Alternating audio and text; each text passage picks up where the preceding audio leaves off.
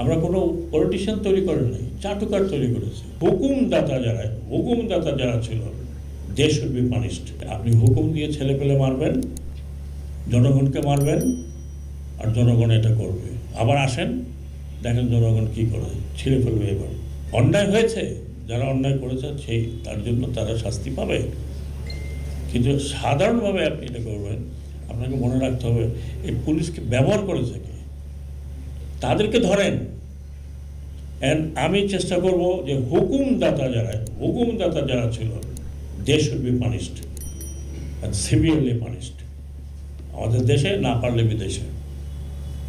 ছেলে এটা কোনো কথা হলো না যে আপনি হুকুম দিয়ে ছেলে পেলে মারবেন, জনগণকে মারবেন, আর জনগণ এটা করবে।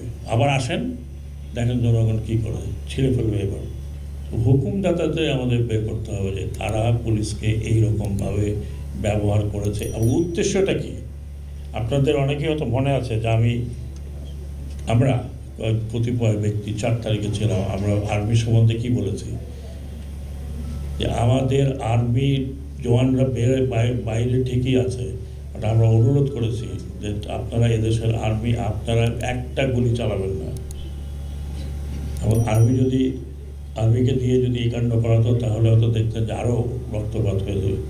আর্মি বলেছে আর না, আপনি এখন চলে যান, নাহলে আপনার অন্যরকম হবে। এই বাংলাদেশের রাজনীতি হয়েছে চাটুকারদের রাজনীতি। আমরা কোনো পলিটিশিয়ান তৈরি করেন নাই, চাটুকার তৈরি করেছি। এমন চাটুকার তৈরি করেছি যে মানুষ পড়ে যাচ্ছে কিন্তু না, সব ঠিক আছে, সব ঠিক আছে। এইরকম চাটুকারদের দল দিয়ে রাজনীতি করা যায় না। এখন যে সমস্ত রাজনৈতিক দল আছে, এমনকি যারা ক্ষমতায় ছিলেন তারা এখনও আছেন, তাদের রাজনীতি তো চলবে, তাদের রাজনীতি তো বন্ধ করা যাবে না, বন্ধ হবেও না। কিন্তু আপনারা রিওরিয়েন্ট করেন, চাটুকার বাদ দেন।